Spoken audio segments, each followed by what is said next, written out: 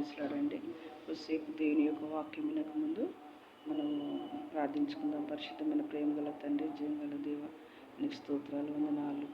నేను నాకు ఇచ్చిన సమయాన్ని ధన్యత, శ్రేష్టమైన నామం, పవిత్రమైన నామాన్ని బట్టి నీకే స్తోత్రాలు, వందనాలు తెలియజేస్తూ యేసయ్య ఘనమైన నామమున ప్రార్థించి వేడుకుంటున్నాం తండ్రి, ఆమేన్.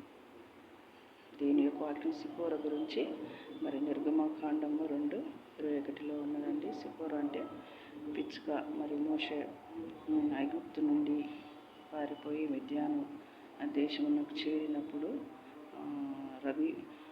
రగుయేలు యాజకుని కుమార్తె అయిన మరి సిపోరను మరి మోషకిచ్చి పెళ్లి చేసినట్టుగా దేవుని వాక్యంలో ఉంది. మరి రాజు సింహాసనాన్ని ఒంటరిగా ప్రదేశిగా ఉన్నట్టుగా మరి దేవుని యొక్క వాక్యంలో మనము గమనిస్తున్నాము. మోషే అంటే నీటిలో నుండి తీయబడినవాడు అని వాక్యంలో సెలవిచ్చినారు. మరి వీరిద్దరూ మరి దేవుని యందెంతో లోబడి దేవునికి భయభక్తులు కలిగిగా ఉన్నట్టుగా దేవుని యొక్క వాక్యంలో మనము గమనిస్తాము. భార్య దొరికిన వారికి మేలు దొరికినని వాక్యంలో మనము గమనిస్తున్నామండి. మరి ఈ సిపోర మన తండ్రి గొర్రెలు మరి ఆమె గొర్రెలు మరి మేపుచున్నట్టుగా మనం గమనిస్తున్నామండి. మరి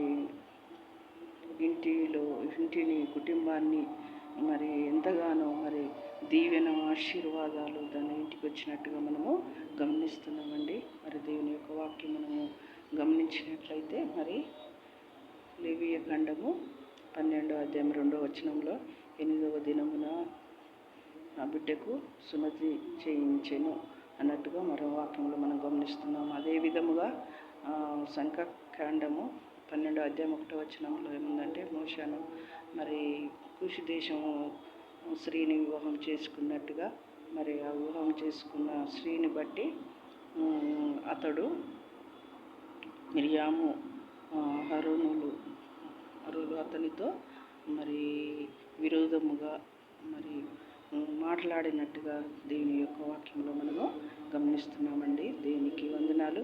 మరి అదే విధముగా మరి సామెతలు 22:6 బాలుడు నడవవలసిన మార్గంలో వారికి నేర్పును, వారు పెద్దవారై తొలిపోరు అని వాక్యంలో ఉంది.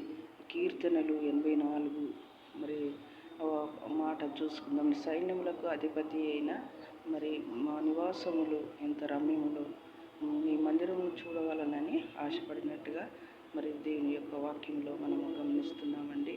మరి సిపోర మరి ఎంతో మరి దేవుని యందు నమ్మకము, దేవుని యందు విశ్వాసము, దేవునికి లోబడినట్టుగా మరి మనము దేవుని వాక్యంలో మనం గమనిస్తున్నాము. దేవునికి వందనాలు. కొద్ది మాటలు చెప్తూ నేను ముగిస్తున్నాను.